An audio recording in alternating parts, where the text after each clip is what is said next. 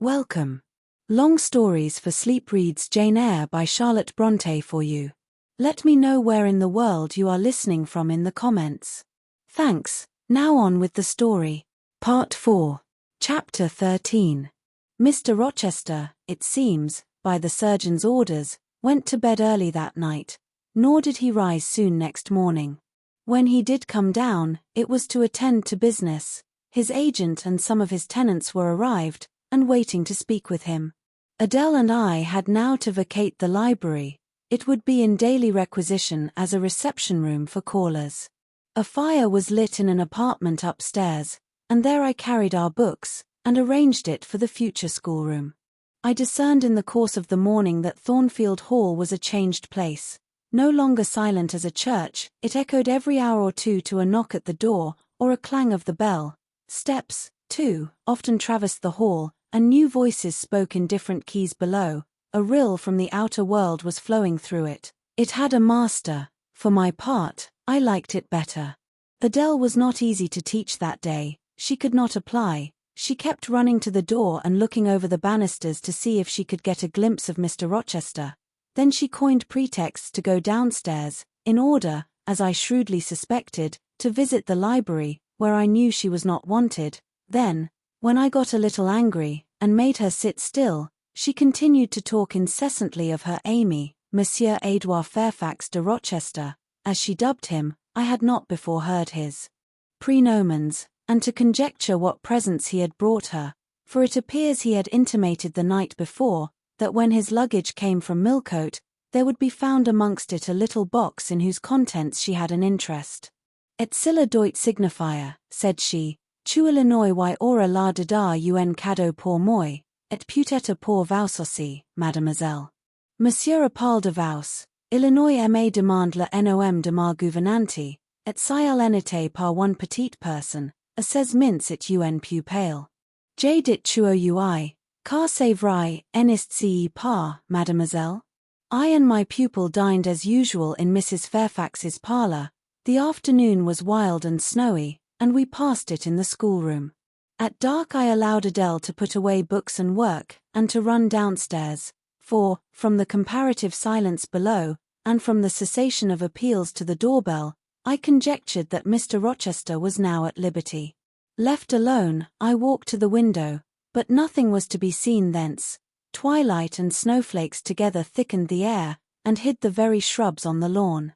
I let down the curtain and went back to the fireside.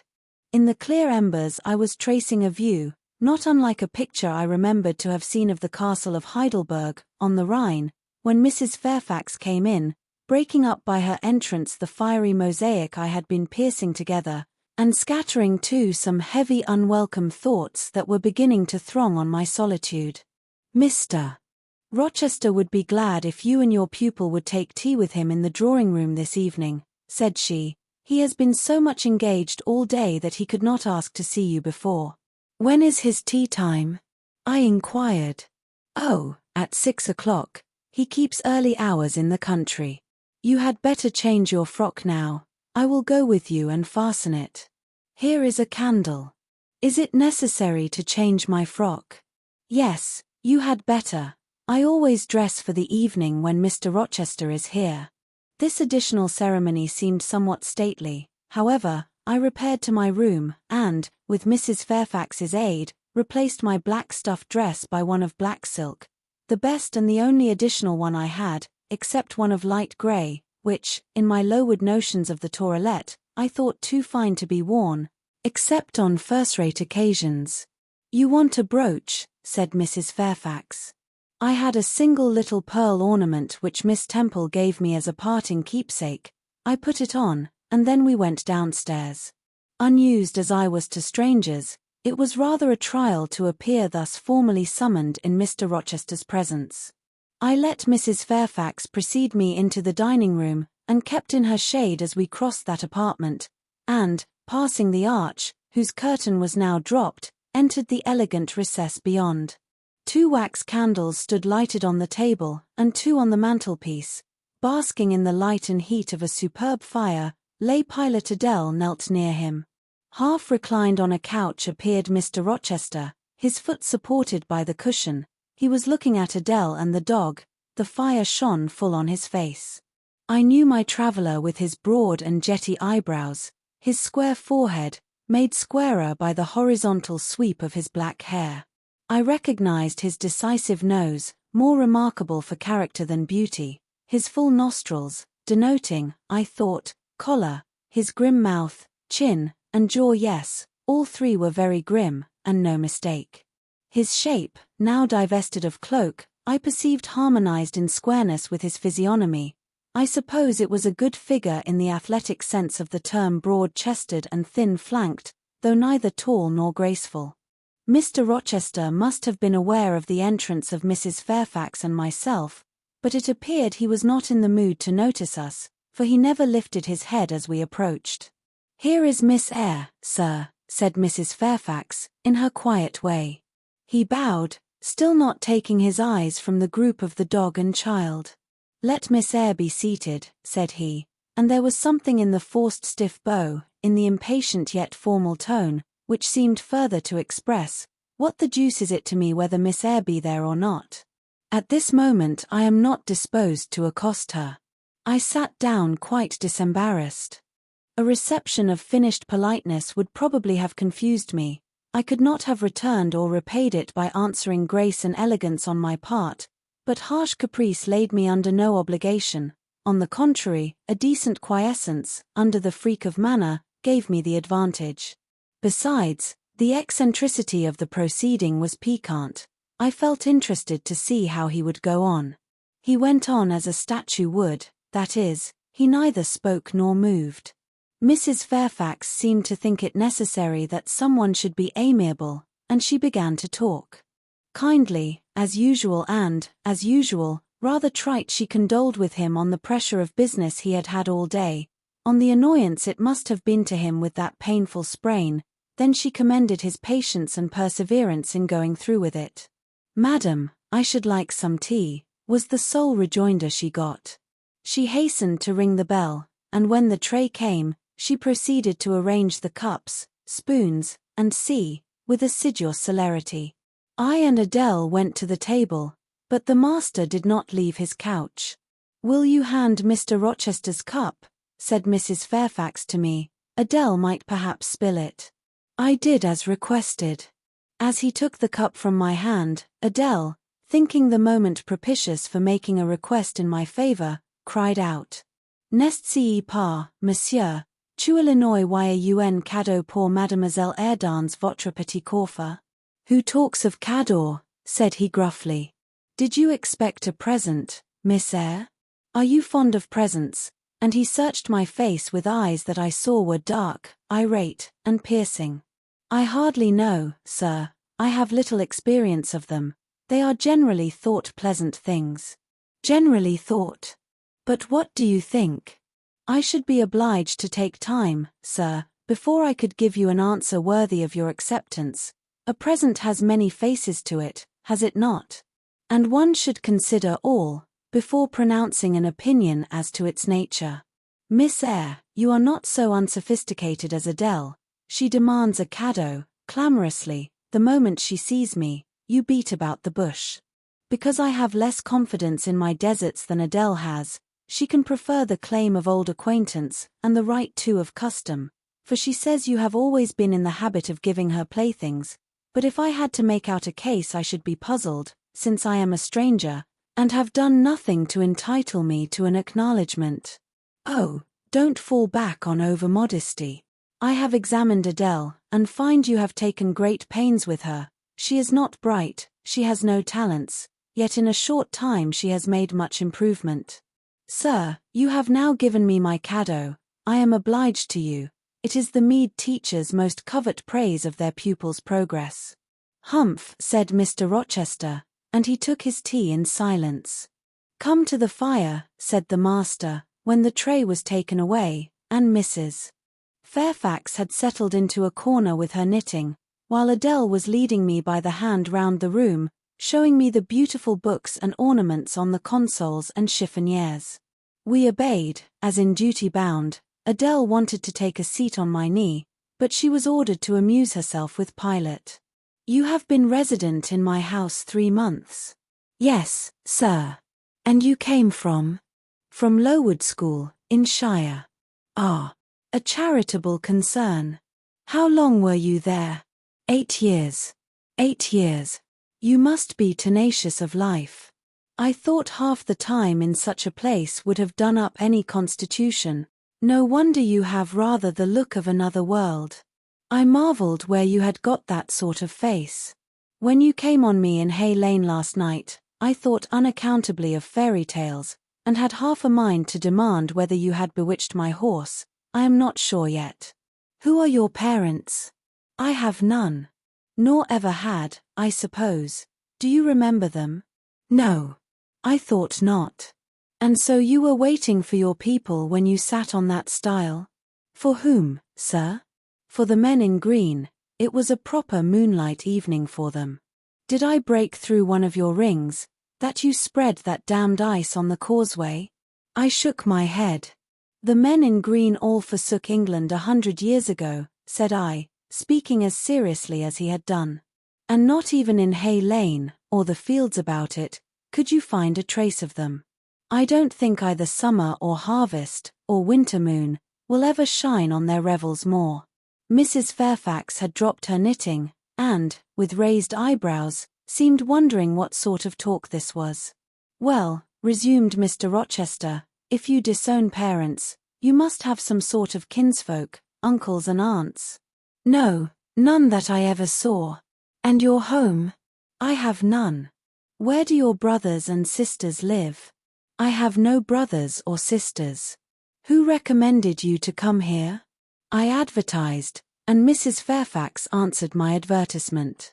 Yes, said the good lady, who now knew what ground we were upon, and I am daily thankful for the choice Providence led me to make.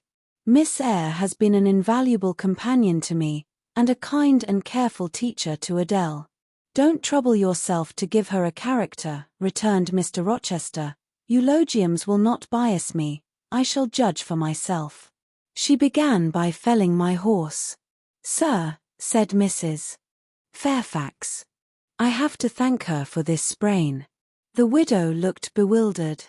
Miss Eyre, have you ever lived in a town? No, sir. Have you seen much society? None but the pupils and teachers of Lowood, and now the inmates of Thornfield. Have you read much? Only such books as came in my way, and they have not been numerous or very learned. You have lived the life of a nun, no doubt you are well drilled in religious forms. Brocklehurst, who I understand directs Lowood, is a parson, is he not? Yes, sir. And you girls probably worshipped him, as a convent full of religieuses would worship their director. Oh, no. You are very cool. No. What? A novice not worship her priest? That sounds blasphemous. I disliked Mr. Brocklehurst, and I was not alone in the feeling. He is a harsh man, at once pompous and meddling. He cut off our hair, and for economy's sake bought us bad needles and thread, with which we could hardly sew. That was very false economy, remarked Mrs. Fairfax, who now again caught the drift of the dialogue. And was that the head and front of his offending? Demanded Mr. Rochester. He starved us when he had the sole superintendence of the provision department, before the committee was appointed, and he bored us with long lectures once a week, and with evening readings from books of his own inditing, about sudden deaths and judgments, which made us afraid to go to bed. What age were you when you went to Lowood? About 10. And you stayed there 8 years. You are now, then, 18? I assented. Arithmetic, you see, is useful. Without its aid, I should hardly have been able to guess your age. It is a point difficult to fix where the features and countenance are so much at variance as in your case.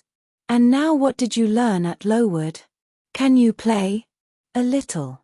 Of course, that is the established answer. Go into the library, I mean, if you please. Excuse my tone of command, I am used to say, do this, and it is done. I cannot alter my customary habits for one new inmate. Go, then, into the library, take a candle with you, leave the door open, sit down to the piano, and play a tune. I departed, obeying his directions. Enough, he called out in a few minutes. You play a little, I see, like any other English schoolgirl, perhaps rather better than some, but not well. I closed the piano and returned. Mr. Rochester continued. Adele showed me some sketches this morning, which she said were yours. I don't know whether they were entirely of your doing, probably a master aided you. No, indeed. I interjected. Ah, that pricks pride. Well, fetch me your portfolio, if you can vouch for its contents being original, but don't pass your word unless you are certain. I can recognize patchwork. Then I will say nothing, and you shall judge for yourself, sir. I brought the portfolio from the library. Approach the table, said he, and I wheeled it to his couch. Adele and Mrs. Fairfax drew near to see the pictures. No crowding, said Mr. Rochester. Take the drawings from my hand as I finish with them, but don't push your faces up to mine. He deliberately scrutinized each sketch and painting. 3 he laid aside, the others, when he had examined them, he swept from him. Take them off to the other table, Mrs. Fairfax, said he, and look at them with Adele. You, glancing at me, resume your seat, and answer my questions. I perceive those pictures were done by one hand. Was that hand yours? Yes. And when did you find time to do them? They have taken much time, and some thought. I did them in the last 2 vacations I spent at Lowood, when I had no other occupation. Where did you get your copies? Out of my head. That head I see now on your shoulders. Yes, sir. Has it other furniture of the same kind within? I should think it may have, I should hope better. He spread the pictures before him, and again surveyed them alternately. While he is so occupied, I will tell you, reader, what they are, and first, I must premise that they are nothing wonderful. The subjects had, indeed, risen vividly on my mind. As I saw them with the spiritual eye, before I attempted to embody them, they were striking, but my hand would not second my fancy, and in each case it had wrought out but a pale portrait of the thing I had conceived. These pictures were in watercolors. The first represented clouds low and livid, rolling over a swollen sea. All the distance was in eclipse, so, too, was the foreground, or rather, the nearest billows, for there was no land. One gleam of light lifted into relief a half-submerged mast, on which sat a cormorant, dark and large, with wings flecked with foam. Its beak held a gold bracelet set with gems, that I had touched with as brilliant tints as my palette could yield, and as glittering distinctness as my pencil could impart. Sinking below the bird and mast, a drowned corpse glanced through the green water. A fair arm was the only limb clearly visible, whence the bracelet had been washed or torn. The second picture contained for foreground only the dim peak of a hill, with grass and some leaves slanting as if by a breeze. Beyond and above spread an expanse of sky, dark blue as at twilight. Rising into the sky was a woman's shape to the bust, portrayed in tints as dusk and soft as I could combine. The dim forehead was crowned with a star, the lineaments below were seen as through the suffusion of vapor, the eyes shone dark and wild, the hair streamed shadowy, like a beamless cloud torn by storm or by electric travail. On the neck lay a pale reflection like moonlight. The same faint luster touched the train of thin clouds from which rose and bowed this vision of the evening star. The third showed the pinnacle of an iceberg piercing a polar winter sky. A muster of northern lights reared their dim lances, close serried, along the horizon. Throwing these into distance, rose, in the foreground, a head, a colossal head, inclined towards the iceberg and resting against it. 2 thin hands, joined under the forehead, and supporting it, drew up before the lower features a sable veil, a brow quite bloodless, white as bone, and an eye hollow and fixed, blank of meaning but for the glassiness of despair, alone were visible. Above the temples, amidst wreathed turban folds of black drapery, vague in its character and consistency as cloud, gleamed a ring of white flame, gemmed with sparkles of a more lurid tinge. This pale crescent was the likeness of a kingly crown, What it diademed was the shape which shape had none. "Were you happy when you painted these pictures?" asked Mr. Rochester presently. "I was absorbed, sir, yes, and I was happy. To paint them, in short, was to enjoy one of the keenest pleasures I have ever known." "That is not saying much. Your pleasures, by your own account, have been few, but I dare say you did exist in a kind of artist's dreamland while you blent and arranged these strange tints.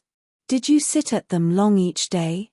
"I had nothing else to do, because it was the vacation, and I sat at them from morning till noon, and from noon till night. The length of the midsummer days favored my inclination to apply." "And you felt self-satisfied with the result of your ardent labors?" "Far from it. I was tormented by the contrast between my idea and my handiwork. In each case I had imagined something which I was quite powerless to realize." "Not quite. You have secured the shadow of your thought, but no more, probably. You had not enough of the artist's skill and science to give it full being, yet the drawings are, for a schoolgirl, peculiar. As to the thoughts, they are elfish. These eyes in the evening star you must have seen in a dream. How could you make them look so clear, and yet not at all brilliant? For the planet above quells their rays. And what meaning is that in their solemn depth? And who taught you to paint wind? There is a high gale in that sky, and on this hilltop. Where did you see Latmos? For that is Latmos. There. Put the drawings away." I had scarce tied the strings of the portfolio, when, looking at his watch, he said abruptly, "It is 9 o'clock. What are you about, Miss Eyre, to let Adele sit up so long? Take her to bed." Adele went to kiss him before quitting the room. He endured the caress, but scarcely seemed to relish it more than Pilate would have done, nor so much. "I wish you all good night, now," said he, making a movement of the hand towards the door, in token that he was tired of our company, and wished to dismiss us. Mrs. Fairfax folded up her knitting. I took my portfolio. We curtsied to him, received a frigid bow in return, and so withdrew. "You said Mr. Rochester was not strikingly peculiar, Mrs. Fairfax," I observed, when I rejoined her in her room, after putting Adele to bed. "Well, is he?" "I think so. He is very changeful and abrupt." "True, no doubt he may appear so to a stranger, but I am so accustomed to his manner, I never think of it. And then, if he has peculiarities of temper, allowance should be made." "Why?" "Partly because it is his nature and we can none of us help our nature, and partly because he has painful thoughts, no doubt, to harass him, and make his spirits unequal." "What about?" "Family troubles, for one thing." "But he has no family."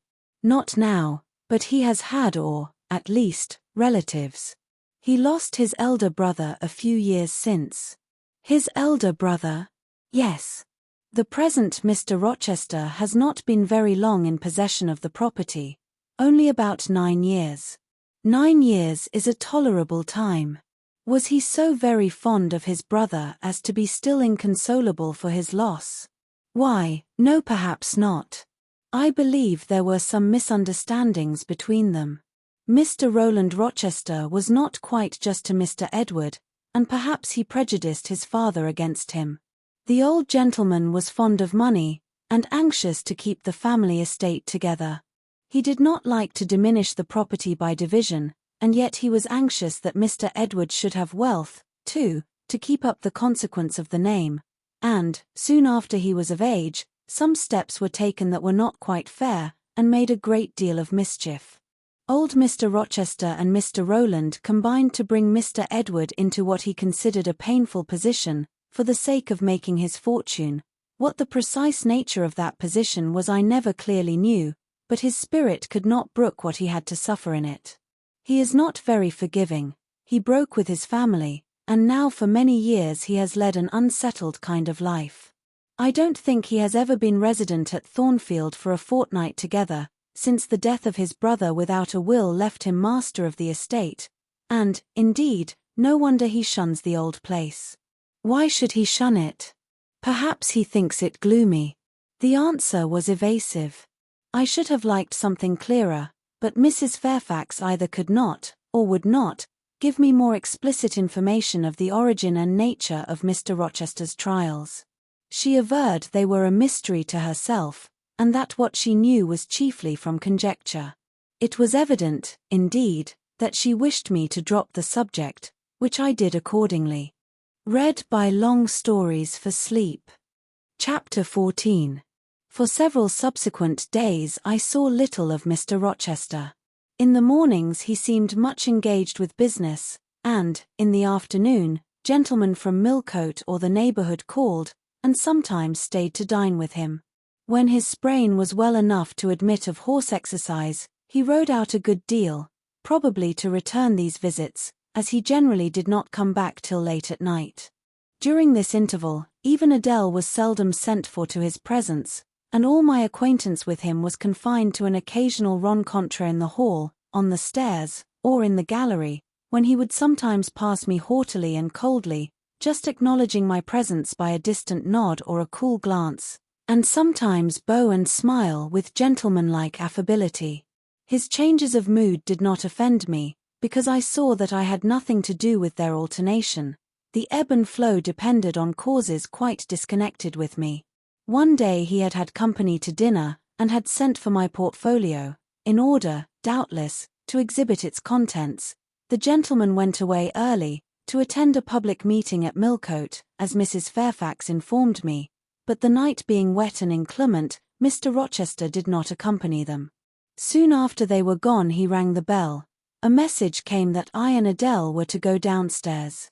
I brushed Adele's hair and made her neat, and having ascertained that I was myself in my usual Quaker trim, where there was nothing to retouch, all being too close and plain, braided locks included, to admit of disarrangement, we descended, Adele wondering whether the petit coffre was at length come, for, owing to some mistake, its arrival had hitherto been delayed. She was gratified. There it stood, a little carton, on the table when we entered the dining room. She appeared to know it by instinct. "Ma boîte! Ma boîte!" exclaimed she, running towards it. "Yes, there is your boîte at last. Take it into a corner, you genuine daughter of Paris, and amuse yourself with disemboweling it," said the deep and rather sarcastic voice of Mr. Rochester, proceeding from the depths of an immense easy-chair at the fireside. "And mind," he continued, "don't bother me with any details of the anatomical process, or any notice of the condition of the entrails. Let your operation be conducted in silence. Tiens-toi tranquille, enfant. Comprends-tu?" Adele seemed scarcely to need the warning. She had already retired to a sofa with her treasure, and was busy untying the cord which secured the lid. Having removed this impediment, and lifted certain silvery envelopes of tissue paper, she merely exclaimed, "Oh Sile! Que c'est beau!" and then remained absorbed in ecstatic contemplation. "Is Miss Eyre there?" now demanded the master, half rising from his seat to look round to the door, near which I still stood. "Ah! Well, come forward, be seated here." He drew a chair near his own. "I am not fond of the prattle of children," he continued, "for, old bachelor as I am, I have no pleasant associations connected with their lisp. It would be intolerable to me to pass a whole evening tête-à-tête with a brat. Don't draw that chair farther off, Miss Eyre. Sit down exactly where I placed it if you please, that is. Confound these civilities. I continually forget them. Nor do I particularly affect simple-minded old ladies. By the by, I must have mine in mind, it won't do to neglect her, she is a Fairfax, or wed to one, and blood is said to be thicker than water." He rang, and despatched an invitation to Mrs. Fairfax, who soon arrived, knitting basket in hand. "Good evening, madam. I sent to you for a charitable purpose. I have forbidden Adele to talk to me about her presents, and she is bursting with repletion. Have the goodness to serve her as auditress and interlocutress. It will be one of the most benevolent acts you ever performed." Adele, indeed, no sooner saw Mrs. Fairfax, than she summoned her to her sofa, and there quickly filled her lap with the porcelain, the ivory, the waxen contents of her boîte, pouring out, meantime, explanations and raptures in such broken English as she was mistress of.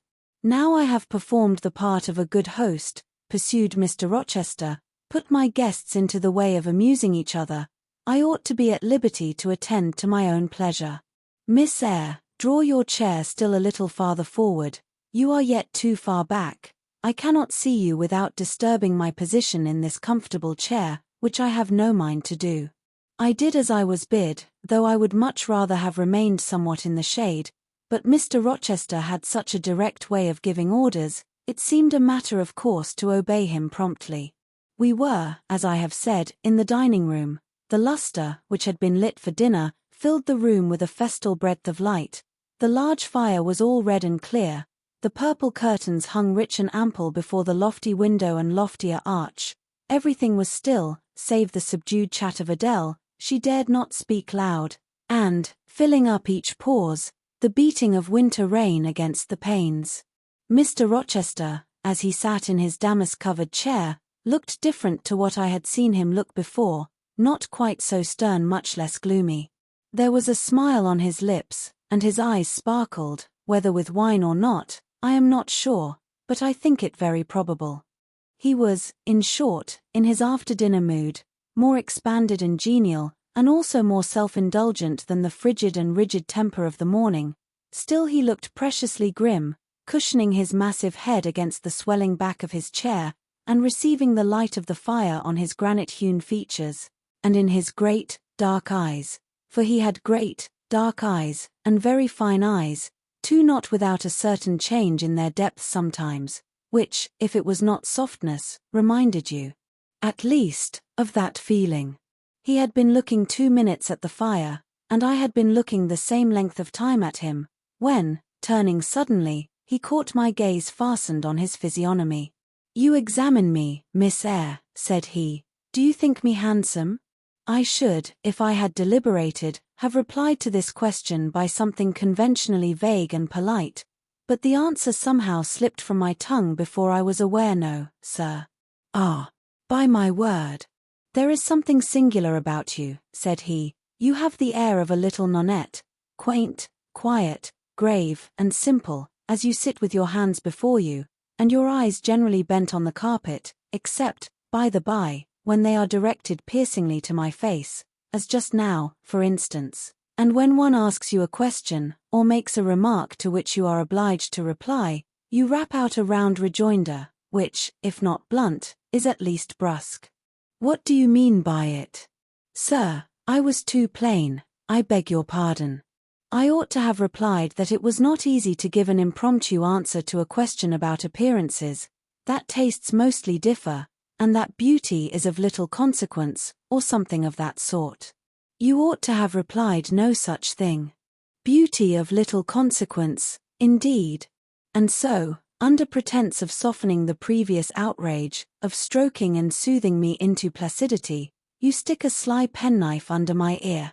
Go on, what fault do you find with me, pray? I suppose I have all my limbs and all my features like any other man. Mr. Rochester, allow me to disown my first answer. I intended no pointed repartee, it was only a blunder. Just so, I think so, and you shall be answerable for it. Criticize me. Does my forehead not please you?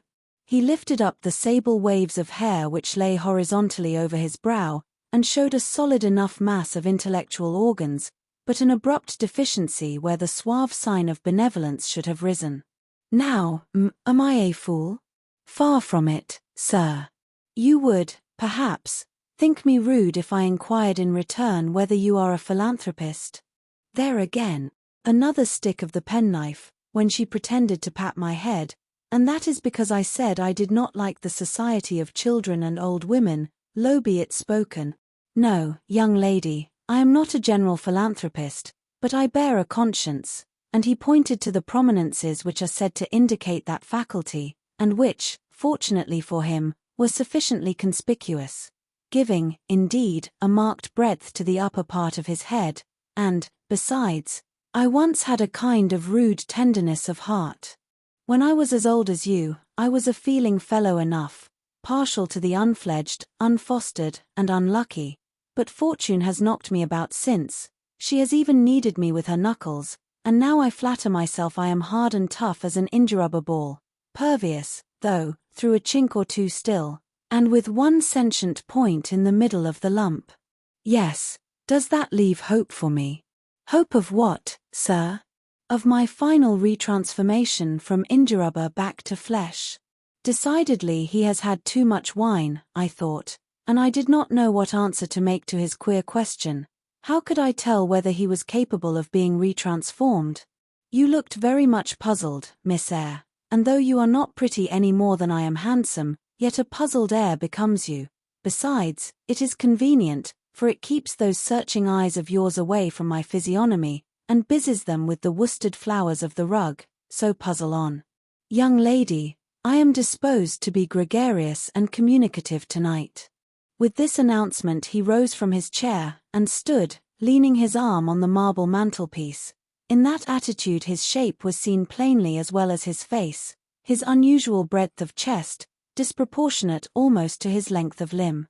I am sure most people would have thought him an ugly man, yet there was so much unconscious pride in his port, so much ease in his demeanor, such a look of complete indifference to his own external appearance, so haughty a reliance on the power of other qualities, intrinsic or adventitious, to atone for the lack of mere personal attractiveness, that, in looking at him, one inevitably shared the indifference, and, even in a blind, imperfect sense, put faith in the confidence. I am disposed to be gregarious and communicative tonight, he repeated, and that is why I sent for you. The fire and the chandelier were not sufficient company for me, nor would Pilate have been, for none of these can talk. Adele is a degree better, but still far below the mark. Mrs. Fairfax ditto. You, I am persuaded, can suit me if you will. You puzzled me the first evening I invited you down here. I have almost forgotten you since. Other ideas have driven yours from my head, but tonight I am resolved to be at ease, to dismiss what importunes, and recall what pleases. It would please me now to draw you out to learn more of you, therefore speak. Instead of speaking, I smiled, and not a very complacent or submissive smile either. Speak, he urged. What about, sir? Whatever you like. I leave both the choice of subject and the manner of treating it entirely to yourself. Accordingly I sat and said nothing. If he expects me to talk for the mere sake of talking and showing off, he will find he has addressed himself to the wrong person, I thought. You are dumb, Miss Eyre. I was dumb still. He bent his head a little towards me, and with a single hasty glance seemed to dive into my eyes. Stubborn, he said, and annoyed. Ah, it is consistent. I put my request in an absurd, almost insolent form. Miss Eyre, I beg your pardon. The fact is, once for all, I don't wish to treat you like an inferior, that is, correcting himself, I claim only such superiority as must result from 20 years' difference in age and a century's advance in experience. This is legitimate, at JYTNs, as Adele would say, and it is by virtue of this superiority, and this alone, that I desire you to have the goodness to talk to me a little now, and divert my thoughts, which are galled with dwelling on one point cankering as a rusty nail. He had deigned an explanation, almost an apology, and I did not feel insensible to his condescension, and would not seem so. I am willing to amuse you, if I can, sir, quite willing, but I cannot introduce a topic, because how do I know what will interest you? Ask me questions, and I will do my best to answer them. Then, in the first place, do you agree with me that I have a right to be a little masterful, abrupt, perhaps exacting, sometimes, on the grounds I stated, namely, that I am old enough to be your father, and that I have battled through a varied experience with many men of many nations, and roamed over half the globe, while you have lived quietly with one set of people in one house? Do as you please, sir. That is no answer, or rather it is a very irritating, because a very evasive one. Reply clearly. I don't think, sir, you have a right to command me, merely because you are older than I, or because you have seen more of the world than I have. Your claim to superiority depends on the use you have made of your time and experience. Humph. Promptly spoken. But I won't allow that, seeing that it would never suit my case, as I have made an indifferent, not to say a bad, use of both advantages.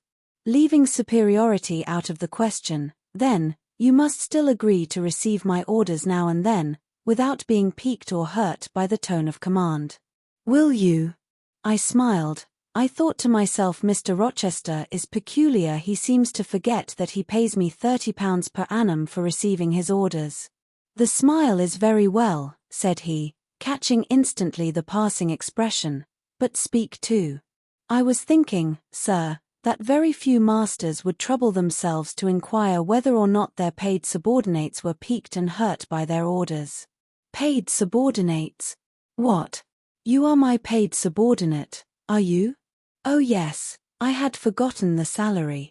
Well then, on that mercenary ground, will you agree to let me hector a little? No, sir, not on that ground, but, on the ground that you did forget it, and that you care whether or not a dependent is comfortable in his dependency, I agree heartily. And will you consent to dispense with a great many conventional forms and phrases, without thinking that the omission arises from insolence? I am sure, sir, I should never mistake informality for insolence. One I rather like, the other nothing freeborn would submit to, even for a salary. Humbug. Most things freeborn will submit to anything for a salary. Therefore, keep to yourself, and don't venture on generalities of which you are intensely ignorant. However, I mentally shake hands with you for your answer, despite its inaccuracy, and as much for the manner in which it was said, as for the substance of the speech. The manner was frank and sincere. One does not often see such a manner. No, on the contrary, affectation, or coldness, or stupid, coarse-minded misapprehension of one's meaning are the usual rewards of candor. Not 3 in 3,000 raw schoolgirl governesses would have answered me as you have just done. But I don't mean to flatter you. If you are cast in a different mold to the majority, it is no merit of yours. Nature did it. And then, after all, I go too fast in my conclusions. For what I yet know, you may be no better than the rest. You may have intolerable defects to counterbalance your few good points. And so may you, I thought. My eye met his as the idea crossed my mind. He seemed to read the glance, answering as if its import had been spoken as well as imagined. Yes, you are right, said he. I have plenty of faults of my own. I know it, and I don't wish to palliate them, I assure you. God, what I need not be too severe about others. I have a past existence, a series of deeds, a colour of life to contemplate within my own breast, which might well call my sneers and censures from my neighbours to myself. I started, or rather, for like other defaulters, I like to lay half the blame on ill fortune and adverse circumstances, was thrust on to a wrong tack at the age of 21, and have never recovered the right course since. But I might have been very different. I might have been as good as you, wiser, almost as stainless. I envy you your peace of mind, your clean conscience, your unpolluted memory. Little girl, a memory without blot or contamination must be an exquisite treasure, an inexhaustible source of pure refreshment, is it not? How was your memory when you were 18, sir? All right then, limpid, salubrious. No gush of bilge water had turned it to fetid puddle. I was your equal at 18, quite your equal. Nature meant me to be, on the whole, a good man, Miss Eyre, one of the better kind, and you see I am not so. You would say you don't see it, at least I flatter myself I read as much in your eye. Beware, by the by, what you express with that organ. I am quick at interpreting its language. Then take my word for it, I am not a villain. You are not to suppose that not to attribute to me any such bad eminence, but, owing, I verily believe, rather to circumstances than to my natural bent, I am a trite commonplace sinner, hackneyed in all the poor petty dissipations with which the rich and worthless try to put on life. Do you wonder that I avow this to you? No, that in the course of your future life you will often find yourself elected the involuntary confidant of your acquaintances' secrets. People will instinctively find out, as I have done, that it is not your forte to tell of yourself, but to listen while others talk of themselves. They will feel, too, that you listen with no malevolent scorn of their indiscretion, but with a kind of innate sympathy, not the less comforting and encouraging because it is very unobtrusive in its manifestations. How do you know? How can you guess all this, sir? I know it well, therefore I proceed almost as freely as if I were writing my thoughts in a diary. You would say, I should have been superior to circumstances, so I should, but you see I was not. When fate wronged me, I had not the wisdom to remain cool, I turned desperate, then I degenerated. Now, when any vicious simpleton excites my disgust by his paltry ribaldry, I cannot flatter myself that I am better than he, I am forced to confess that he and I are on a level. I wish I had stood firm, God knows I do. Dread remorse when you are tempted to err, Miss Eyre. Remorse is the poison of life. Repentance is said to be its cure, sir. It is not its cure. Reformation may be its cure, and I could reform. I have strength yet for that, if but where is the use of thinking of it, hampered, burdened, cursed as I am? Besides, since happiness is irrevocably denied me, I have a right to get pleasure out of life, and I will get it, cost what it may. Then you will degenerate still more, sir. Possibly, yet why should I, if I can get sweet, fresh pleasure? And I may get it as sweet and fresh as the wild honey the bee gathers on the moor. It will sting, it will taste bitter, sir. How do you know? You never tried it. How very serious, how very solemn you look, and you are as ignorant of the matter as this cameo head, taking one from the mantelpiece. You have no right to preach to me, you neophyte, that have not passed the porch of life, and are absolutely unacquainted with its mysteries. I only remind you of your own words, sir. You said error brought remorse, and you pronounced remorse the poison of existence. And who talks of error now?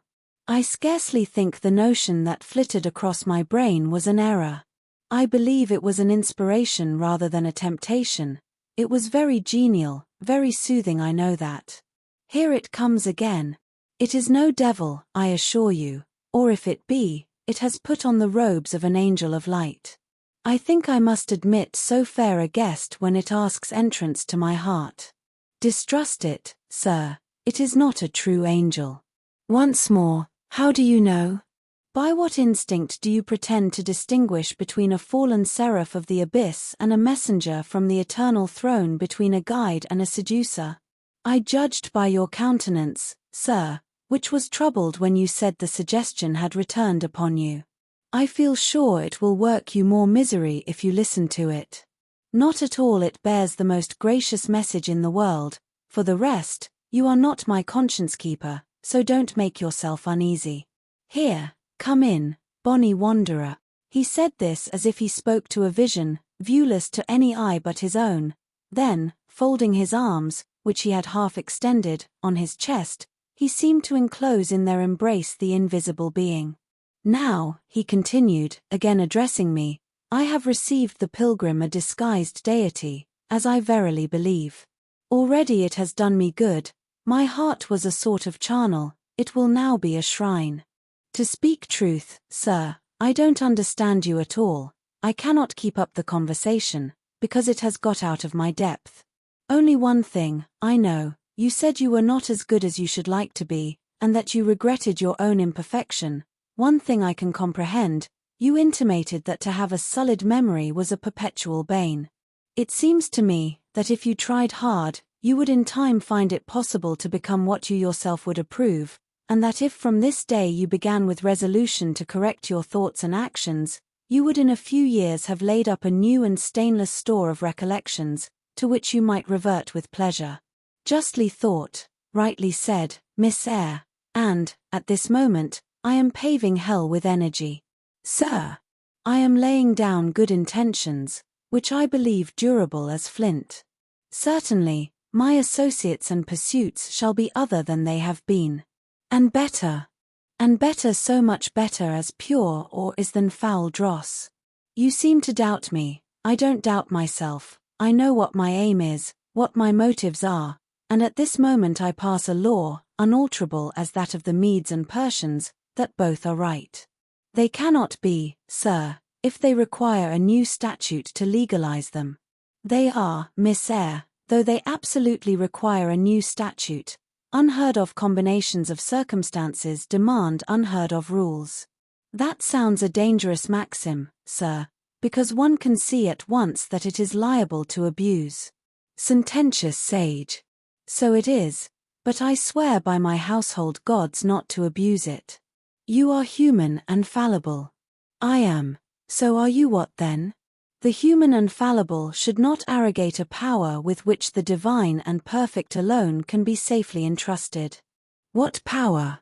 That of saying of any strange, unsanctioned line of action, let it be right. Let it be right, the very words, you have pronounced them. May it be right then, I said, as I rose, deeming it useless to continue a discourse which was all darkness to me, and, besides, sensible that the character of my interlocutor was beyond my penetration, at least, beyond its present reach, and feeling the uncertainty, the vague sense of insecurity, which accompanies a conviction of ignorance. Where are you going? To put Adele to bed. It is past her bedtime. You are afraid of me, because I talk like a espionx. Your language is enigmatical, sir, but though I am bewildered, I am certainly not afraid. You are afraid your self-love dreads a blunder. In that sense I do feel apprehensive. I have no wish to talk nonsense. If you did, it would be in such a grave, quiet manner, I should mistake it for sense. Do you never laugh, Miss Eyre? Don't trouble yourself to answer. I see you laugh rarely, but you can laugh very merrily. Believe me, you are not naturally austere, any more than I am naturally vicious. The lowered constraint still clings to you somewhat, controlling your features, muffling your voice, and restricting your limbs, and you fear in the presence of a man and a brother or father, or master, or what you will, to smile too gaily, speak too freely, or move too quickly. But, in time, I think you will learn to be natural with me, as I find it impossible to be conventional with you, and then your looks and movements will have more vivacity and variety than they dare offer now. I see at intervals the glance of a curious sort of bird through the close-set bars of a cage.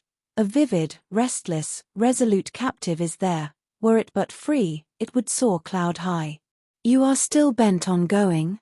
It has struck 9, sir. Never mind, wait a minute. Adele is not ready to go to bed yet. My position, Miss Eyre, with my back to the fire, and my face to the room, favors observation. While talking to you, I have also occasionally watched Adele. I have my own reasons for thinking her a curious study, reasons that I may, nay, that I shall, impart to you some day. She pulled out of her box, about 10 minutes ago, a little pink silk frock.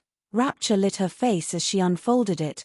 Coquetry runs in her blood, blends with her brains, and seasons the marrow of her bones. Illinois Fort QJLSA, cried she, at her instant meme, and she rushed out of the room. She is now with Sophie, undergoing a robing process. In a few minutes she will re-enter, and I know what I shall see, a miniature of Celine Varens, as she used to appear on the boards at the rising of. But never mind that. However, my tenderest feelings are about to receive a shock, such is my presentiment. Stay now, to see whether it will be realized. Ere long, Adele's little foot was heard tripping across the hall. She entered, transformed as her guardian had predicted. A dress of rose-colored satin, very short, and as full in the skirt as it could be gathered, replaced the brown frock she had previously worn. A wreath of rosebuds circled her forehead. Her feet were dressed in silk stockings and small white satin sandals. Istci que ma robe va bien, cried she, bounding forwards, et Miss Sauliers? Et Miss Bass? Tenez, je crois que je vais danser, and spreading out her dress, she chassed across the room till, having reached Mr. Rochester, she wheeled lightly round before him on tiptoe, then dropped on one knee at his feet, exclaiming, Monsieur, je vous remercie mille fois de votre bonté. Then rising, she added, C'est comme cela que maman faisait, n'est-ce pas, monsieur? Precisely was the answer, and, comme cela, she charmed my English gold out of my British breeches pocket. I have been green, 2. Miss Eyre, A. Grass green. Not a more vernal tint freshens you now than once freshened me. My spring is gone, however, but it has left me that French floweret on my hands, which, in some moods, I would fain be rid of. Not valuing now the root whence it sprang, having found that it was of a sort which nothing but gold dust could manure, I have but half a liking to the blossom, especially when it looks so artificial as just now. I keep it and rear it rather on the Roman Catholic principle of expiating numerous sins, great or small, by one good work. I'll explain all this some day. Good night. Read by Long Stories for Sleep. Chapter 15. Mr. Rochester did, on a future occasion, explain it. It was one afternoon, when he chanced to meet me and Adele in the grounds, and while she played with Pilot and her shuttlecock, he asked me to walk up and down a long beech avenue within sight of her. He then said that she was the daughter of a French opera dancer, Céline Varens, towards whom he had once cherished what he called a grande passion. This passion Céline had professed to return with even superior ardor. He thought himself her idol, ugly as he was. He believed, as he said, that she preferred his tail d'athlete to the elegance of the Apollo Belvedere. And, Miss Eyre, so much was I flattered by this preference of the Gallic sylph for her British gnome, that I installed her in an hotel, gave her a complete establishment of servants, a carriage, cashmeres, diamonds, dentelles, and in short, I began the process of ruining myself in the received style, like any other spoony. I had not, it seems, the originality to chalk out a new road to shame and destruction, but trode the old track with stupid exactness not to deviate an inch from the beaten centre. I had as I deserved to have the fate of all other spoonies. Happening to call one evening when Céline did not expect me, I found her out, but it was a warm night, and I was tired with strolling through Paris, so I sat down in her boudoir, happy to breathe the air consecrated so lately by her presence. No, I exaggerate, I never thought there was any consecrating virtue about her. It was rather a sort of pastille perfume she had left, a scent of musk and amber, than an odor of sanctity. I was just beginning to stifle with the fumes of conservatory flowers and sprinkled essences, when I bethought myself to open the window and step out onto the balcony. It was moonlight and gaslight besides, and very still and serene. The balcony was furnished with a chair or two. I sat down, and took out a cigar. I will take one now, if you will excuse me. Here ensued a pause, filled up by the producing and lighting of a cigar. Having placed it to his lips and breathed a trail of Havana incense on the freezing and sunless air, he went on. I liked bonbons too in those days, Miss Eyre, and I was croquant, overlook the barbarism, croquant chocolate comfits, and smoking alternately, watching meantime the equipages that rolled along the fashionable streets towards the neighboring opera house, when in an elegant close carriage drawn by a beautiful pair of English horses, and distinctly seen in the brilliant city night, I recognized the voiture I had given Céline. She was returning. Of course my heart thumped with impatience against the iron rails I leant upon. The carriage stopped, as I had expected, at the hotel door. My flame, that is the very word for an opera inamorata, alighted. Though muffed in a cloak an unnecessary encumbrance, by the by, on so warm a June evening I knew her instantly by her little foot, seen peeping from the skirt of her dress, as she skipped from the carriage step. Bending over the balcony, I was about to murmur Mon Angie in a tone, of course, which should be audible to the ear of love alone when a figure jumped from the carriage after her, cloaked also, but that was a spurred heel which had rung on the pavement, and that was a hatted head which now passed under the arched porte-cochere of the hotel. You never felt jealousy, did you, Miss Eyre? Of course not, I need not ask you, because you never felt love. You have both sentiments yet to experience. Your soul sleeps, the shock is yet to be given which shall waken it. You think all existence lapses in as quiet a flow as that in which your youth has hitherto slid away. Floating on with closed eyes and muffled ears, you neither see the rocks bristling not far off in the bed of the flood, nor hear the breakers boil at their base. But I tell you, and you may mark my words, you will come some day to a craggy pass in the channel, where the whole of life's stream will be broken up into whirl and tumult, foam and noise. Either you will be dashed to atoms on crag points, or lifted up and borne on by some master wave into a calmer current as I am now. I like this day, I like that sky of steel, I like the sternness and stillness of the world under this frost. I like Thornfield, its antiquity, its retirement, its old crotrees and thorn trees, its grey facade, and lines of dark windows reflecting that metal welkin. And yet how long have I abhorred the very thought of it, shunned it like a great plague house? How I do still abhor. He ground his teeth and was silent. He arrested his step and struck his boot against the hard ground. Some hated thought seemed to have him in its grip, and to hold him so tightly that he could not advance. We were ascending the avenue when he thus paused. The hall was before us. Lifting his eye to its battlements, he cast over them a glare such as I never saw before or since. Pain, shame, ire, impatience, disgust, detestation, seemed momentarily to hold a quivering conflict in the large pupil dilating under his ebon eyebrow. Wild was the wrestle which should be paramount, but another feeling rose and triumphed, something hard and cynical, self-willed and resolute. It settled his passion and petrified his countenance. He went on. During the moment I was silent, Miss Eyre, I was arranging a point with my destiny. She stood there, by that beech trunk, a hag like one of those who appeared to Macbeth on the heath of Forres. You like Thornfield, she said, lifting her finger, and then she wrote in the air a memento, which ran in lurid hieroglyphics all along the house front, between the upper and lower row of windows. Like it if you can, like it if you dare.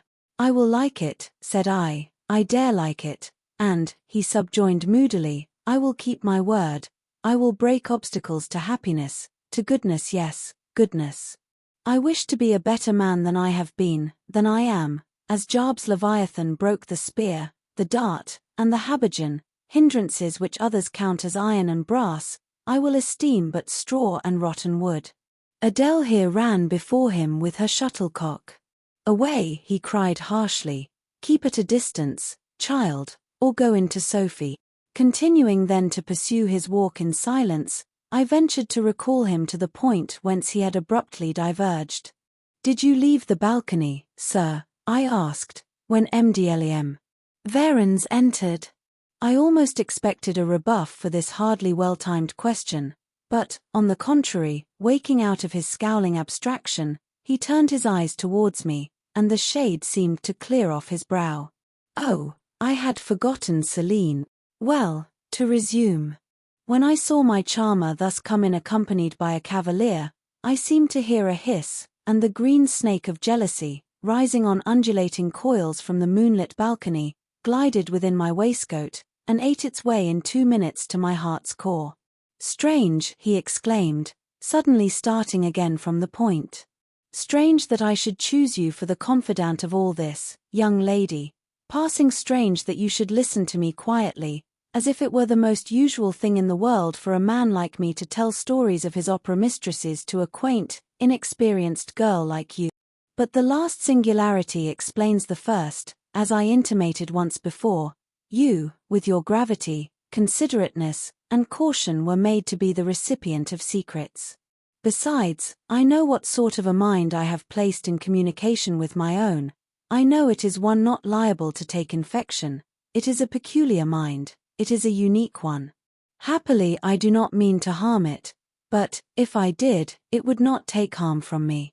The more you and I converse, the better, for while I cannot blight you, you may refresh me. After this digression he proceeded. I remained in the balcony. They will come to her boudoir, no doubt, thought I, let me prepare an ambush. So putting my hand in through the open window, I drew the curtain over it, leaving only an opening through which I could take observations. Then I closed the casement, all but a chink just wide enough to furnish an outlet to lovers' whispered vows. Then I stole back to my chair, and as I resumed it the pair came in. My eye was quickly at the aperture. Celine's chambermaid entered, lit a lamp, left it on the table, and withdrew. The couple were thus revealed to me clearly. Both removed their cloaks, and there was the Varens, shining in satin and jewels, my gifts of course, and there was her companion in an officer's uniform, and I knew him for a young roué of a vicomte, a brainless and vicious youth whom I had sometimes met in society, and had never thought of hating because I despised him so absolutely. On recognizing him, the fang of the snake jealousy was instantly broken, because at the same moment my love for Celine sank under an extinguisher. A woman who could betray me for such a rival was not worth contending for. She deserved only scorn, less, however, than I, who had been her dupe. They began to talk. Their conversation eased me completely. Frivolous, mercenary, heartless, and senseless, it was rather calculated to weary than enrage a listener. A card of mine lay on the table. This being perceived, brought my name under discussion. Neither of them possessed energy or wit to belabor me soundly, but they insulted me as coarsely as they could in their little way, especially Celine, who even waxed rather brilliant on my personal defects, deformities she termed them. Now it had been her custom to launch out into fervent admiration of what she called my butte male, wherein she differed diametrically from you, who told me point blank, at the second interview, that you did not think me handsome. The contrast struck me at the time, and Adele here came running up again. Monsieur, John has just been to say that your agent has called and wishes to see you. Ah. In that case I must abridge. Opening the window, I walked in upon them, liberated Celine from my protection, gave her notice to vacate her hotel, offered her a purse for immediate exigencies, disregarded screams, hysterics, prayers, protestations, convulsions, made an appointment with the vicomte for a meeting at the Bois de Boulogne. Next morning I had the pleasure of encountering him, left a bullet in one of his poor etiolated arms, feeble as the wing of a chicken in the pip, and then thought I had done with the whole crew. But unluckily the Varens, 6 months before, had given me this Follette Adele, who, she affirmed, was my daughter, and perhaps she may be, though I see no proofs of such grim paternity written in her countenance. Pilot is more like me than she. Some years after I had broken with the mother, she abandoned her child, and ran away to Italy with a musician or singer.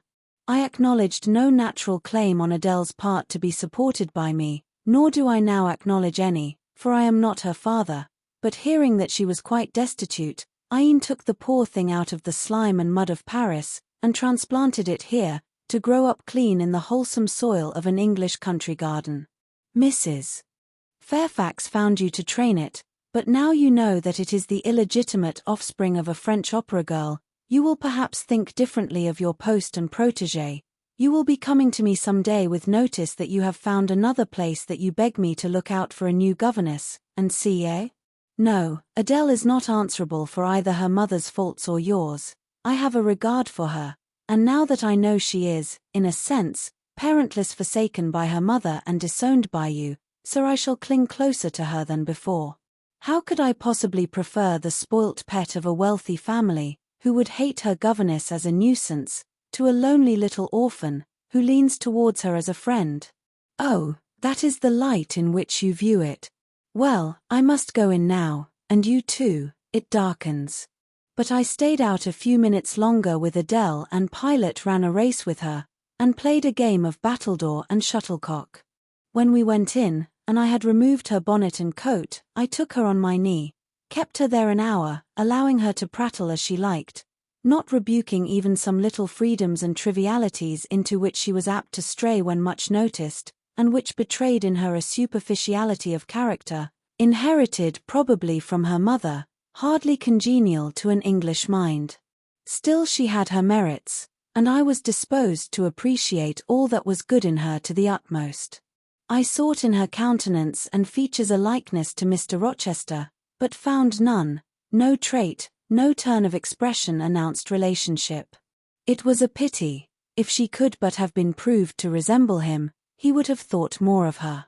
It was not till after I had withdrawn to my own chamber for the night that I steadily reviewed the tale Mr. Rochester had told me.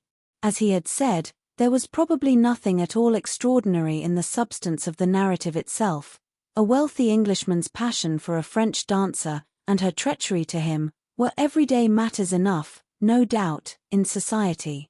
But there was something decidedly strange in the paroxysm of emotion which had suddenly seized him when he was in the act of expressing the present contentment of his mood, and his newly revived pleasure in the old hall and its environs.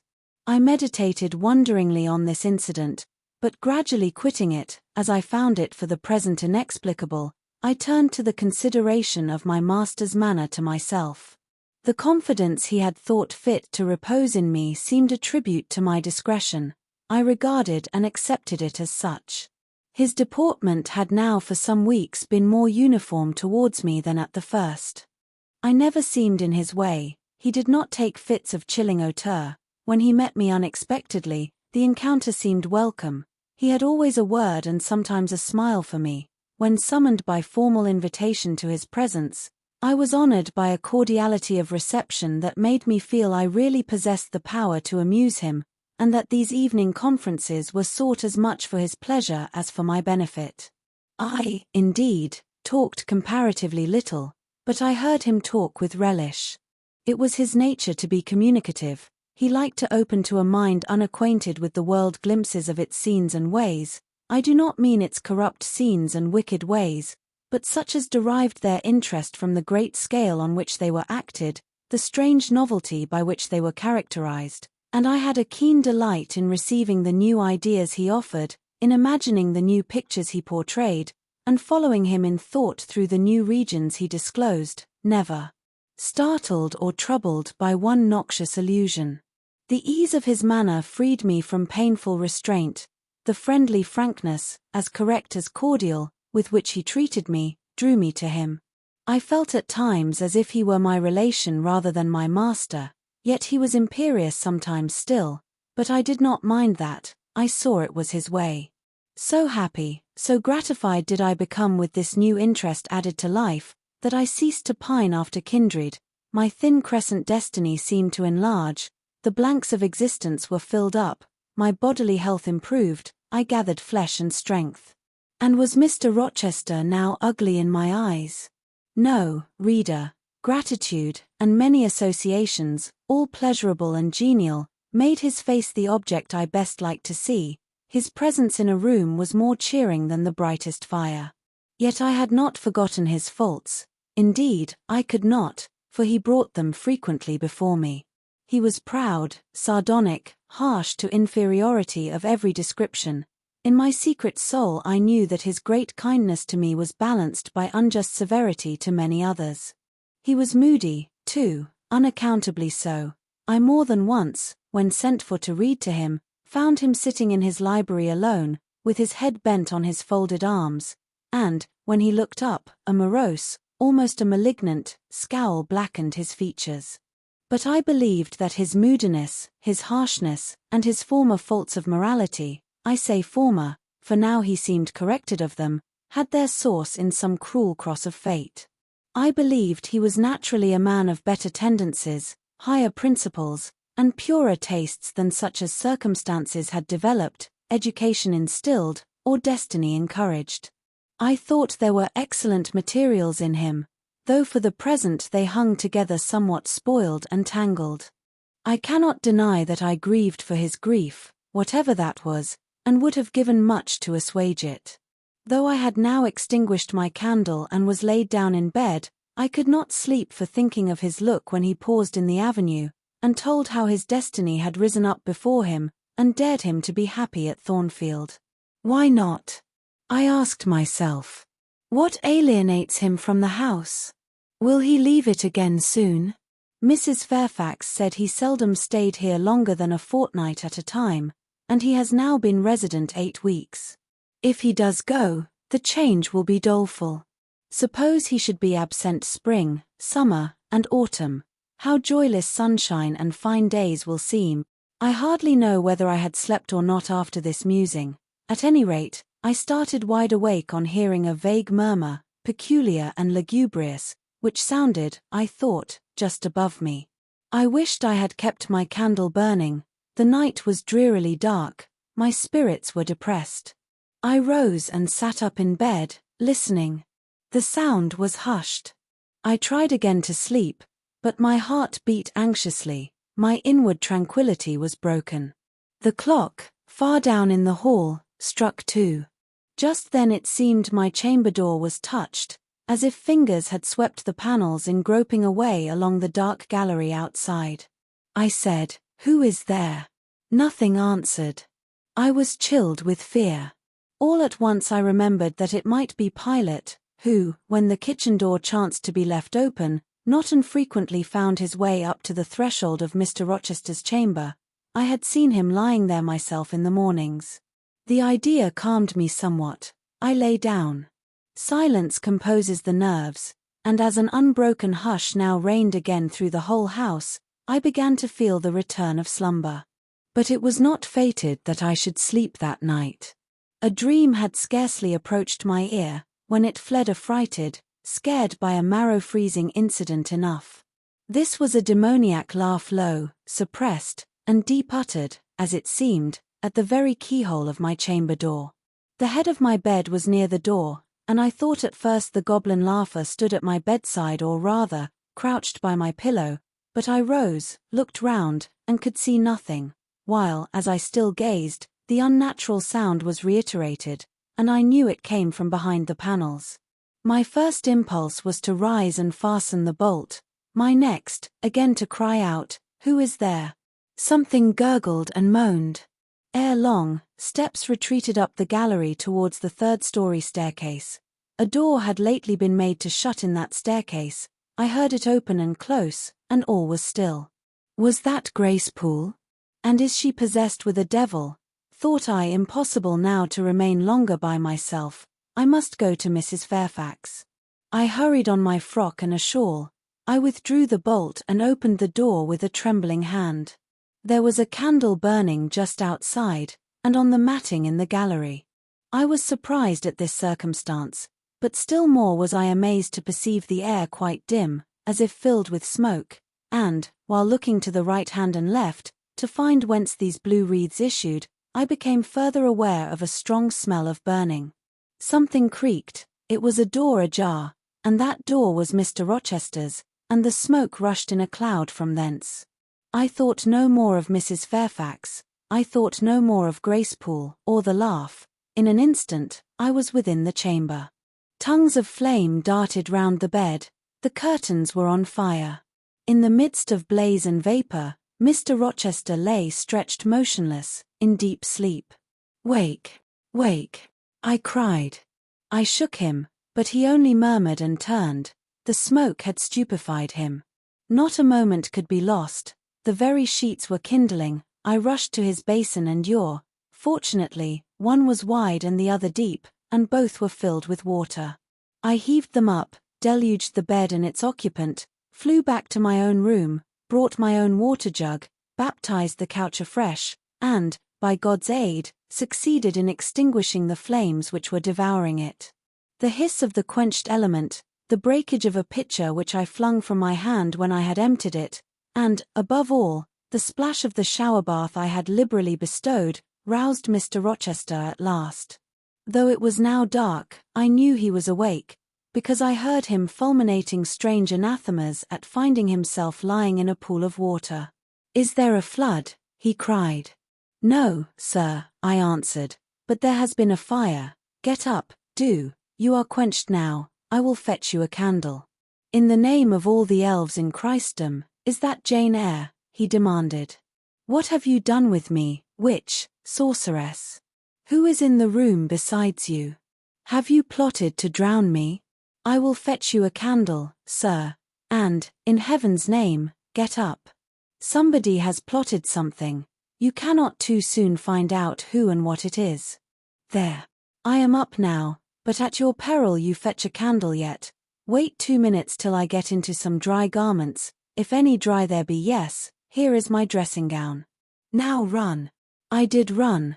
I brought the candle which still remained in the gallery. He took it from my hand, held it up, and surveyed the bed, all blackened and scorched, the sheets drenched, the carpet round swimming in water. "What is it? And who did it?" he asked. I briefly related to him what had transpired. The strange laugh I had heard in the gallery, the step ascending to the third story, the smoke, the smell of fire which had conducted me to his room, in what state I had found matters there, and how I had deluged him with all the water I could lay hands on. "What is it and who did it?" he asked. He listened very gravely. His face, as I went on, expressed more concern than astonishment. He did not immediately speak when I had concluded. "Shall I call Mrs. Fairfax?" I asked. "Mrs. Fairfax? No, what the deuce would you call her for? What can she do? Let her sleep unmolested. Then I will fetch Leah, and wake John and his wife." "Not at all, just be still. You have a shawl on. If you are not warm enough, you may take my cloak yonder, wrap it about you, and sit down in the armchair. There, I will put it on. Now place your feet on the stool, to keep them out of the wet. I am going to leave you a few minutes. I shall take the candle. Remain where you are till I return. Be as still as a mouse. I must pay a visit to the second story. Don't move, remember, or call anyone." He went. I watched the light withdraw. He passed up the gallery very softly, unclosed the staircase door with as little noise as possible, shut it after him, and the last ray vanished. I was left in total darkness. I listened for some noise, but heard nothing. A very long time elapsed. I grew weary, it was cold, in spite of the cloak, and then I did not see the use of staying, as I was not to rouse the house. I was on the point of risking Mr. Rochester's displeasure by disobeying his orders, when the light once more gleamed dimly on the gallery wall, and I heard his unshod feet tread the matting. "I hope it is he," thought I, "and not something worse." He re-entered, pale and very gloomy. "I have found it all out," said he, setting his candle down on the washstand. "It is as I thought." "How, sir?" He made no reply, but stood with his arms folded, looking on the ground. At the end of a few minutes he inquired in rather a peculiar tone, "I forget whether you said you saw anything when you opened your chamber door." "No, sir, only the candlestick on the ground." "But you heard an odd laugh. You have heard that laugh before, I should think, or something like it." "Yes, sir, there is a woman who sews here, called Gracepool. She laughs in that way. She is a singular person." "Just so. Gracepool, you have guessed it. She is, as you say, singular very. Well, I shall reflect on the subject. Meantime, I am glad that you are the only person, besides myself, acquainted with the precise details of tonight's incident. You are no talking fool. Say nothing about it. I will account for this state of affairs, pointing to the bed, and now return to your own room. I shall do very well on the sofa in the library for the rest of the night. It is near 4. In 2 hours the servants will be up. Good night, then, sir," said I, departing. He seemed surprised, very inconsistently so, as he had just told me to go. "What," he exclaimed, "are you quitting me already, and in that way? You said I might go, sir. But not without taking leave, not without a word or two of acknowledgment and goodwill, not, in short, in that brief, dry fashion. Why, you have saved my life, snatched me from a horrible and excruciating death, and you walk past me as if we were mutual strangers. At least shake hands." He held out his hand, I gave him mine, he took it first in one, then in both his own. "You have saved my life. I have a pleasure in owing you so immense a debt. I cannot say more. Nothing else that has being would have been tolerable to me in the character of creditor for such an obligation. But you, it is different. I feel your benefits no burden, Jane." He paused, gazed at me, words almost visible trembled on his lips, but his voice was checked. "Good night again, sir. There is no debt, benefit, burden, obligation, in the case. I knew," he continued, "you would do me good in some way, at some time. I saw it in your eyes when I first beheld you. Their expression and smile did not," again he stopped, "did not," he proceeded hastily, strike delight to my very inmost heart so for nothing. People talk of natural sympathies, I have heard of good genii, there are grains of truth in the wildest fable. My cherished preserver, good night. Strange energy was in his voice, strange fire in his look. I am glad I happened to be awake, I said, and then I was going. What? You will go? I am cold, sir. Cold? Yes, and standing in a pool. Go, then, Jane, go. But he still retained my hand, and I could not free it. I bethought myself of an expedient. I think I hear Mrs. Fairfax move, sir, said I. Well, leave me. He relaxed his fingers, and I was gone. I regained my couch, but never thought of sleep. Till morning dawned I was tossed on a buoyant but unquiet sea, where billows of trouble rolled under surges of joy. I thought sometimes I saw beyond its wild waters a shore, sweet as the hills of Beulah, and now and then a freshening gale, wakened by hope, bore my spirit triumphantly towards the bourne, but I could not reach it. Even in fancy a counteracting breeze blew off land, and continually drove me back. Sense would resist delirium, judgment would warn passion. Too feverish to rest, I rose as soon as day dawned. Read by Long Stories for Sleep. Chapter 16. I both wished and feared to see Mr. Rochester on the day which followed this sleepless night. I wanted to hear his voice again, yet feared to meet his eye.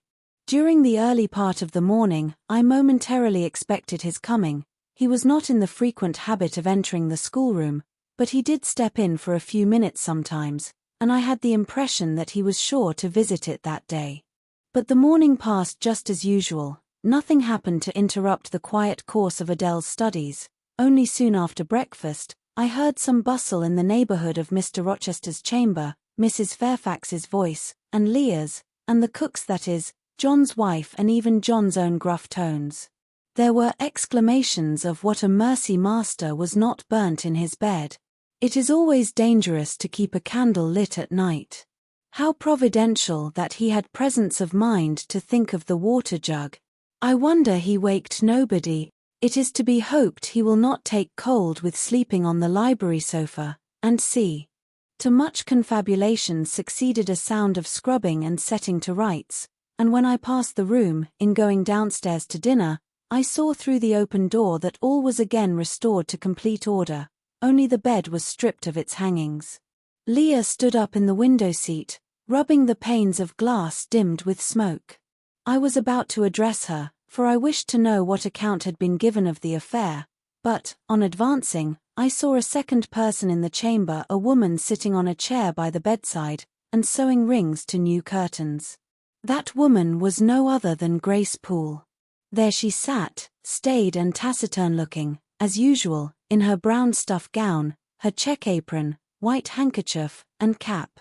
She was intent on her work, in which her whole thoughts seemed absorbed. On her hard forehead, and in her commonplace features, was nothing either of the paleness or desperation one would have expected to see marking the countenance of a woman who had attempted murder, and whose intended victim had followed her last night to her lair, and, as I believed, charged her with the crime she wished to perpetrate. I was amazed, confounded.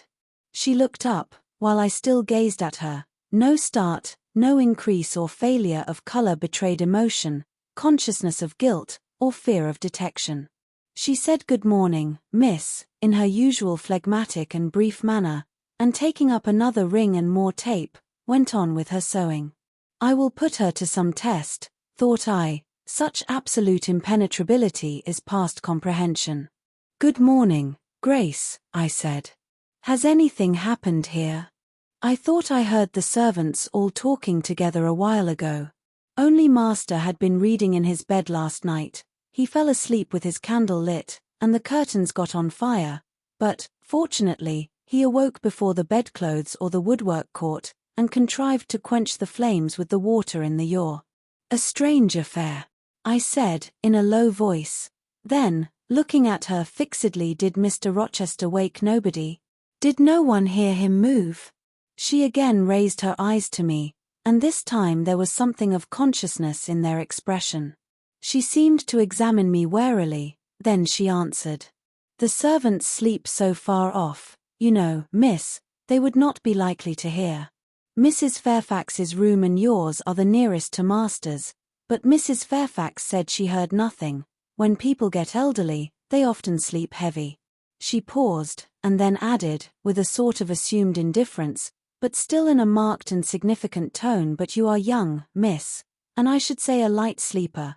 Perhaps you may have heard a noise. I did, said I, dropping my voice, so that Leah, who was still polishing the panes, could not hear me, and at first I thought it was Pilot. But Pilot cannot laugh, and I am certain I heard a laugh, and a strange one. She took a new needleful of thread, waxed it carefully, threaded her needle with a steady hand, and then observed, with perfect composure. It is hardly likely master would laugh, I should think, miss, when he was in such danger. You must have been dreaming. I was not dreaming, I said, with some warmth, for her brazen coolness provoked me. Again she looked at me, and with the same scrutinizing and conscious eye. Have you told master that you heard a laugh? She inquired. I have not had the opportunity of speaking to him this morning. You did not think of opening your door and looking out into the gallery? She further asked. She appeared to be cross-questioning me, attempting to draw from me information unawares. The idea struck me that if she discovered I knew or suspected her guilt, she would be playing of some of her malignant pranks on me. I thought it advisable to be on my guard. On the contrary, said I bolted my door. Then you are not in the habit of bolting your door every night before you get into bed? Fiend. She wants to know my habits, that she may lay her plans accordingly. Indignation again prevailed over prudence. I replied sharply, hitherto I have often omitted to fasten the bolt. I did not think it necessary. I was not aware any danger or annoyance was to be dreaded at Thornfield Hall, but in future, and I laid marked stress on the words, I shall take good care to make all secure before I venture to lie down. It will be wise so to do, was her answer. This neighborhood is as quiet as any I know, and I never heard of the hall being attempted by robbers since it was a house, though there are hundreds of pounds worth of plate in the plate closet, as is well known. And you see, for such a large house, there are very few servants, because master has never lived here much, and when he does come, being a bachelor, he needs little waiting on. But I always think it best to err on the safe side. A door is soon fastened, and it is as well to have a drawn bolt between one and any mischief that may be about. A deal of people, miss, are for trusting all to Providence, but I say Providence will not dispense with the means, though he often blesses them when they are used discreetly. And here she closed her harangue, a long one for her, and uttered with the demureness of a Quakeress. I still stood absolutely dumbfounded at what appeared to me her miraculous self-possession and most inscrutable hypocrisy, when the cook entered. Mrs. Poole, said she, addressing Grace, the servants' dinner will soon be ready. Will you come down? No, just put my pint of porter and bit of pudding on a tray, and I'll carry it upstairs. You'll have some meat. Just a morsel, and a taste of cheese, that's all. And the sago. Never mind it at present, I shall be coming down before tea time, I'll make it myself.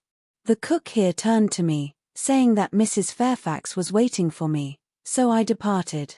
I hardly heard Mrs. Fairfax's account of the curtain conflagration during dinner, so much was I occupied in puzzling my brains over the enigmatical character of Grace Poole, and still more in pondering the problem of her position at Thornfield and questioning why she had not been given into custody that morning, or, at the very least, dismissed from her master's service. He had almost as much as declared his conviction of her criminality last night. What mysterious cause withheld him from accusing her? Why had he enjoined me, too, to secrecy? It was strange. A bold, vindictive, and haughty gentleman seemed somehow in the power of one of the meanest of his dependents, so much in her power, that even when she lifted her hand against his life, he dared not openly charge her with the attempt, much less punish her for it. Had Grace been young and handsome, I should have been tempted to think that tenderer feelings than prudence or fear influenced Mr. Rochester in her behalf, But, hard-favored and matronly as she was, the idea could not be admitted. Yet, I reflected, she has been young once. Her youth would be contemporary with her master's. Mrs. Fairfax told me once, she had lived here many years. I don't think she can ever have been pretty, but, for aught I know, she may possess originality and strength of character to compensate for the want of personal advantages.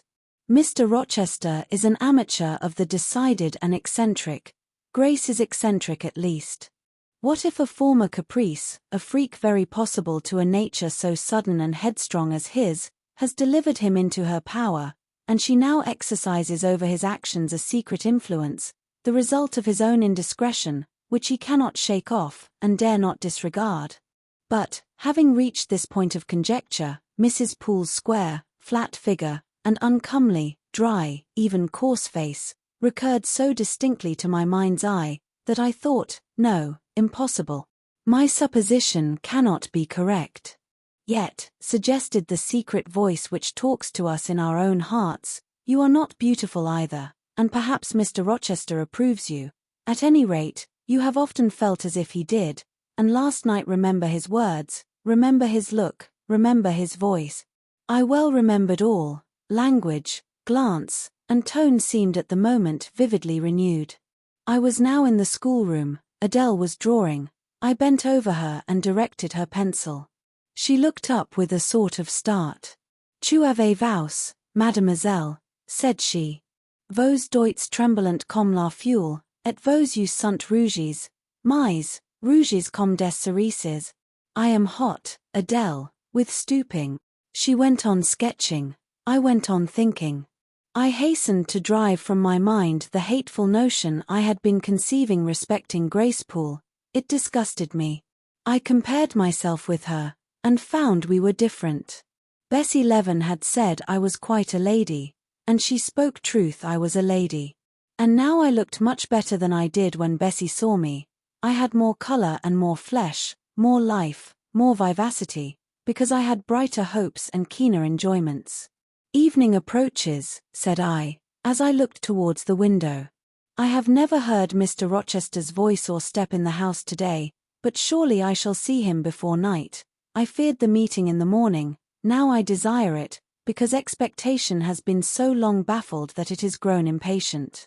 When dusk actually closed, and when Adele left me to go and play in the nursery with Sophie, I did most keenly desire it. I listened for the bell to ring below. I listened for Leah coming up with a message. I fancied sometimes I heard Mr. Rochester's own tread, and I turned to the door, expecting it to open and admit him. The door remained shut. Darkness only came in through the window. Still it was not late. He often sent for me at 7 and 8 o'clock, and it was yet but 6. Surely I should not be wholly disappointed tonight, when I had so many things to say to him. I wanted again to introduce the subject of Grace Poole, and to hear what he would answer. I wanted to ask him plainly if he really believed it was she who had made last night's hideous attempt, and if so, why he kept her wickedness a secret. It little mattered whether my curiosity irritated him. I knew the pleasure of vexing and soothing him by turns. It was one I chiefly delighted in, and a sure instinct always prevented me from going too far. Beyond the verge of provocation I never ventured. On the extreme brink I liked well to try my skill. Retaining every minute form of respect, every propriety of my station, I could still meet him in argument without fear or uneasy restraint. This suited both him and me. A tread creaked on the stairs at last. Leah made her appearance, but it was only to intimate that tea was ready in Mrs. Fairfax's room. Thither I repaired, glad at least to go downstairs, for that brought me, I imagined, nearer to Mr. Rochester's presence. You must want your tea, said the good lady, as I joined her. You ate so little at dinner. I am afraid, she continued, you are not well today. You look flushed and feverish. Oh, quite well. I never felt better. Then you must prove it by evincing a good appetite. Will you fill the teapot while I knit off this needle? Having completed her task, she rose to draw down the blind, which she had hitherto kept up, by way, I suppose, of making the most of daylight, though dusk was now fast deepening into total obscurity. "It is fair tonight," said she, as she looked through the panes, "though not starlight. Mr. Rochester has, on the whole, had a favorable day for his journey." "Journey? Is Mr. Rochester gone anywhere? I did not know he was out." "Oh, he set off the moment he had breakfasted. He is gone to the Leas, Mr. Eshton's place, 10 miles on the other side Millcote. I believe there is quite a party assembled there, Lord Ingram, Sir George Lynn, Colonel Dent, and others." "Do you expect him back tonight?" "No, nor tomorrow either. I should think he is very likely to stay a week or more. When these fine, fashionable people get together, they are so surrounded by elegance and gaiety, so well provided with all that can please and entertain, they are in no hurry to separate. Gentlemen especially are often in request on such occasions, and Mr. Rochester is so talented and so lively in society, that I believe he is a general favourite. The ladies are very fond of him, though you would not think his appearance calculated to recommend him particularly in their eyes. But I suppose his acquirements and abilities, perhaps his wealth and good blood, make amends for any little fault of look." "Are there ladies at the Leas?" "There are Mrs. Eshton and her 3 daughters, very elegant young ladies indeed, and there are the Honourable Blanche and Mary Ingram, most beautiful women, I suppose. Indeed I have seen Blanche, 6 or 7 years since, when she was a girl of 18. She came here to a Christmas ball and party Mr. Rochester gave. You should have seen the dining room that day, how richly it was decorated, how brilliantly lit up. I should think there were 50 ladies and gentlemen present, all of the first county families, and Miss Ingram was considered the belle of the evening." "You saw her, you say, Mrs. Fairfax. What was she like?" "Yes, I saw her." The dining-room doors were thrown open, and, as it was Christmas time, the servants were allowed to assemble in the hall, to hear some of the ladies sing and play. Mr. Rochester would have me to come in, and I sat down in a quiet corner and watched them. I never saw a more splendid scene. The ladies were magnificently dressed, most of them, at least most of the younger ones, looked handsome, but Miss Ingram was certainly the queen. "And what was she like?" "Tall, fine bust, sloping shoulders, long, graceful neck, olive complexion, dark and clear, noble features, eyes rather like Mr. Rochester's, large and black, and as brilliant as her jewels. And then she had such a fine head of hair, raven black and so becomingly arranged, a crown of thick plaits behind, and in front the longest, the glossiest curls I ever saw. She was dressed in pure white, an amber-coloured scarf was passed over her shoulder and across her breast, tied at the side, and descending in long, fringed ends below her knee. She wore an amber-coloured flower, too, in her hair. It contrasted well with the jetty mass of her curls. She was greatly admired, of course." "Yes, indeed, and not only for her beauty, but for her accomplishments. She was one of the ladies who sang. A gentleman accompanied her on the piano. She and Mr. Rochester sang a duet." "Mr. Rochester?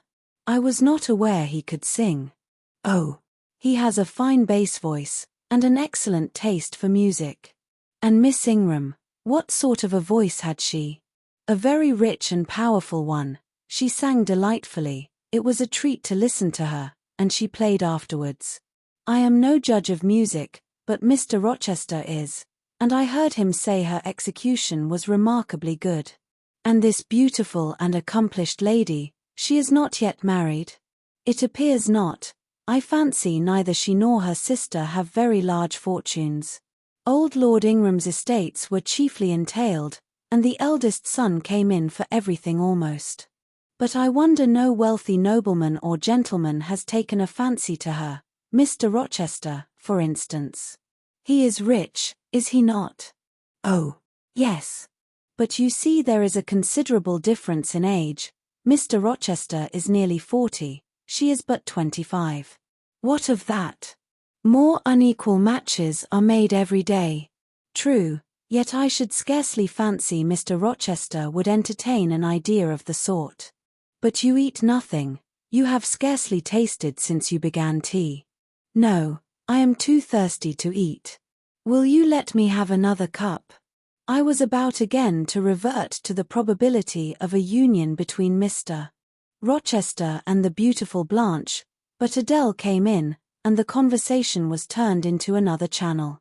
When once more alone, I reviewed the information I had got, looked into my heart, examined its thoughts and feelings, and endeavored to bring back with a strict hand such as had been straying through imagination's boundless and trackless waste, into the safe fold of common sense.